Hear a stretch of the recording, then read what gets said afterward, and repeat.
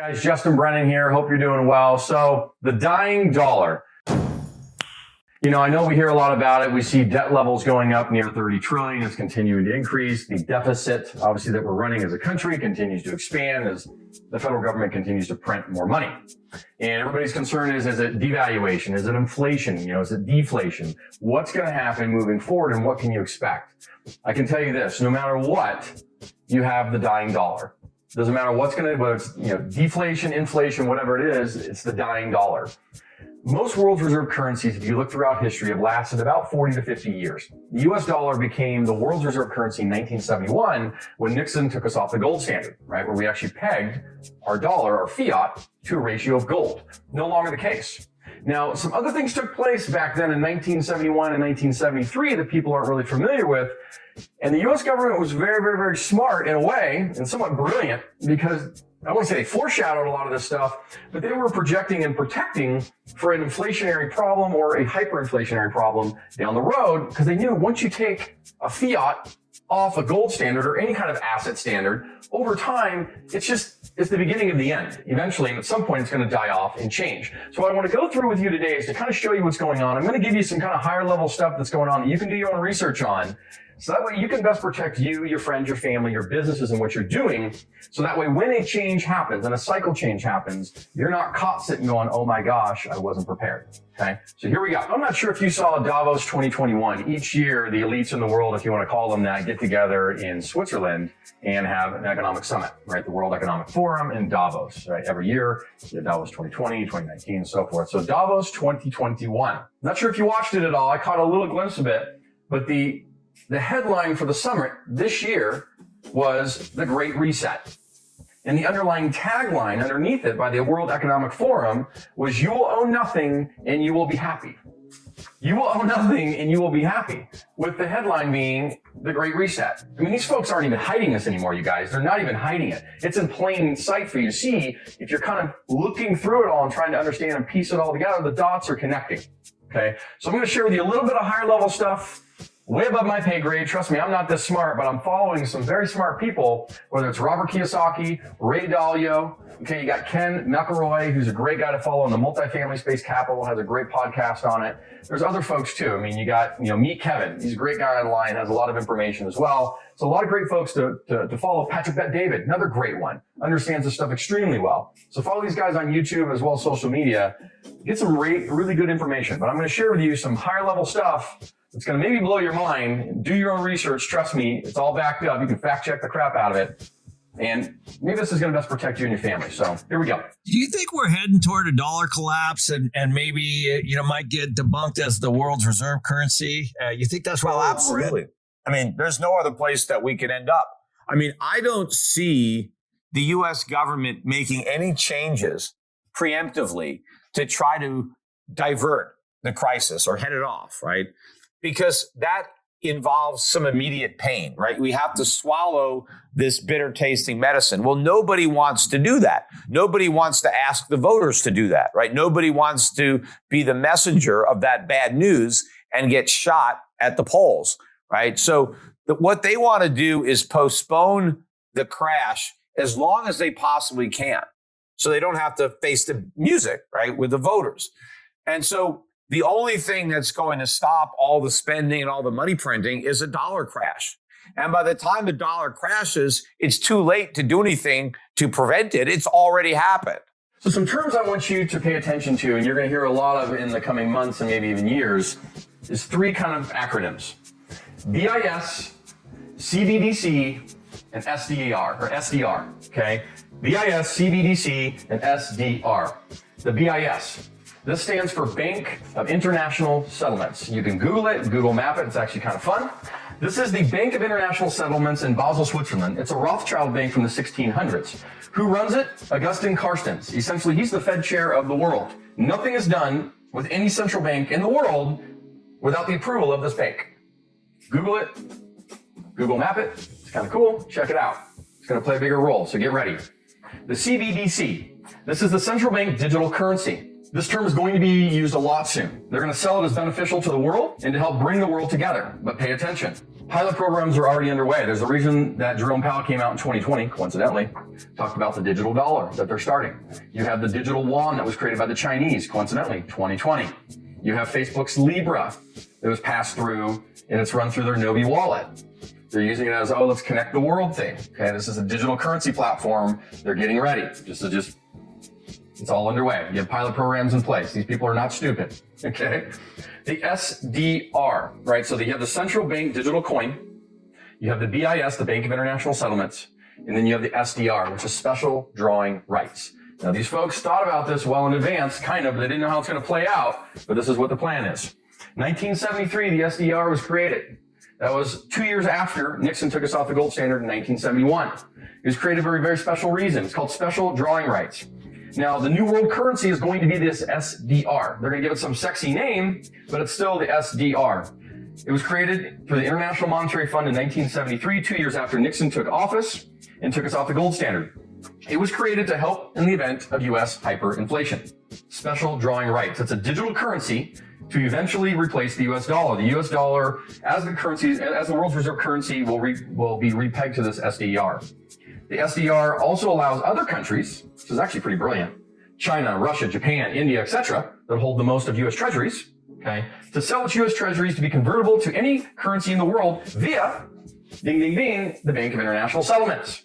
Rothschild Bank. Interesting. Without freaking out world markets. It's actually quite brilliant. And this is well thought out. So it allows them to put it onto the BIS bank balance sheets without hitting, China goes and they sell $2 trillion of U.S. treasuries. Do you have any idea what that would actually do?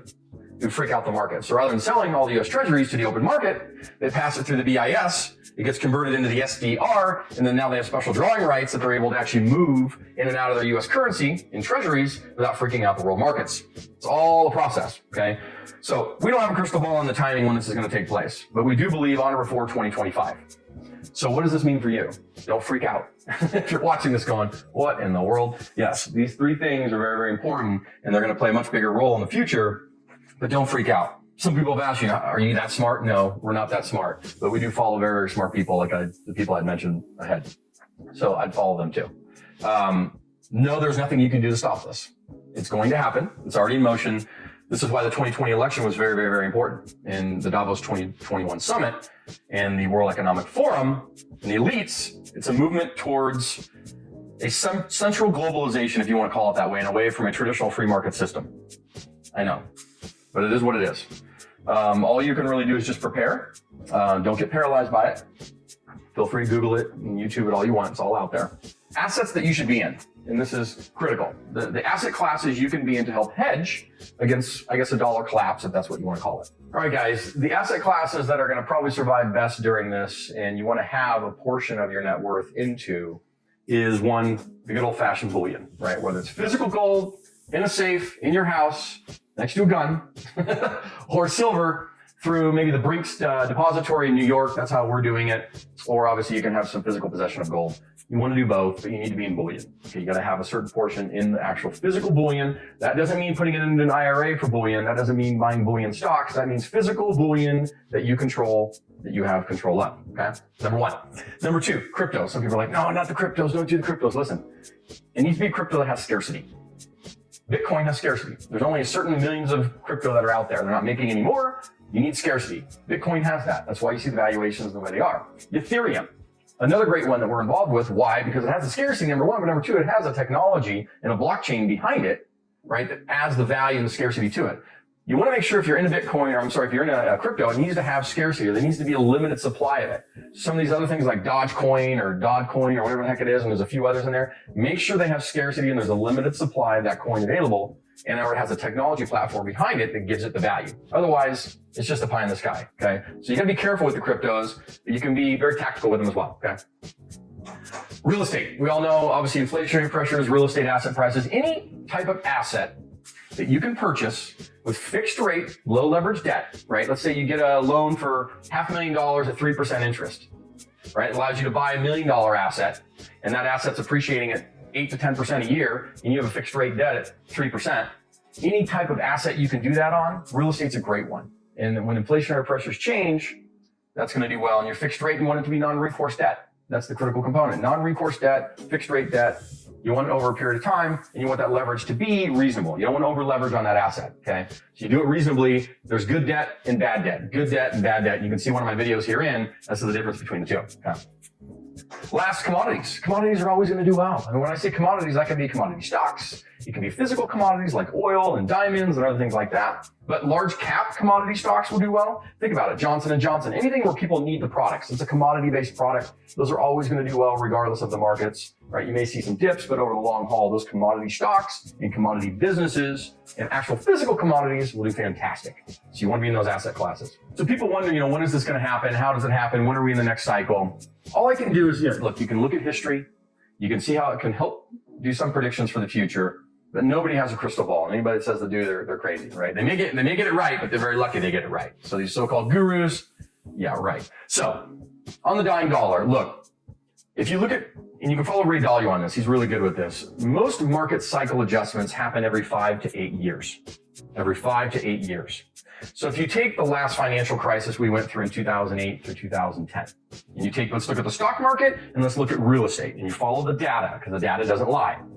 In 2010 was pretty much when the stock market began its uptick after it went like that, right? In 08, right? Through pretty much 09, and really started to balance out at the end of that. And then 2010 stock market started heading back up. Okay.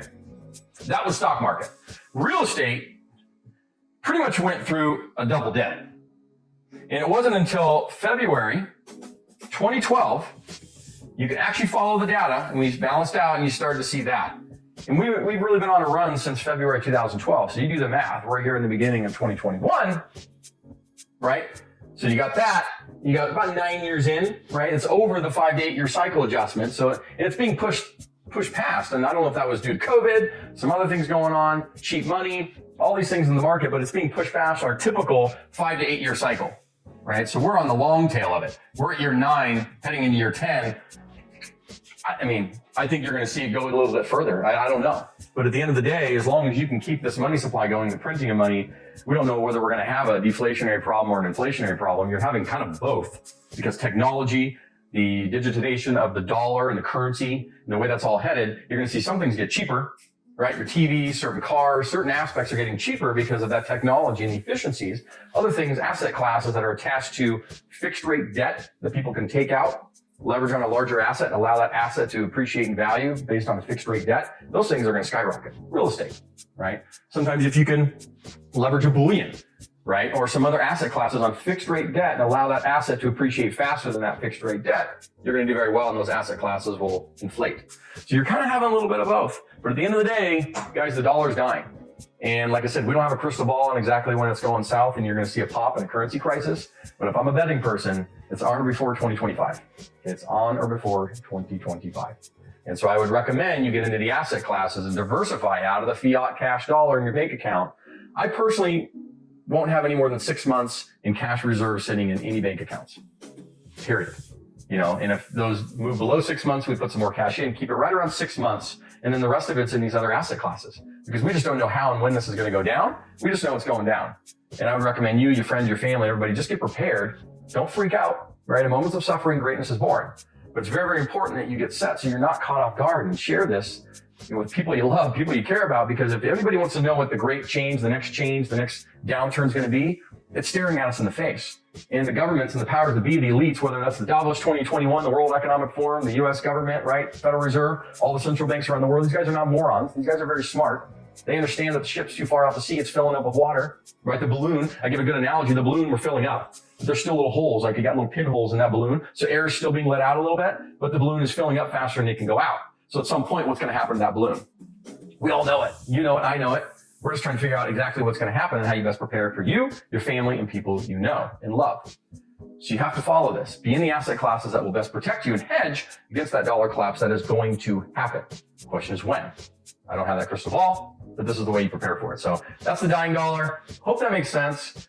Leave a comment, comment, subscribe. We'd love to get in touch with you guys. We're doing this stuff. We love the multifamily stuff. We're in Bullion. We're in all these asset classes as well, and diversifying our portfolios to best prepare. So when it happens, we can thrive, not die.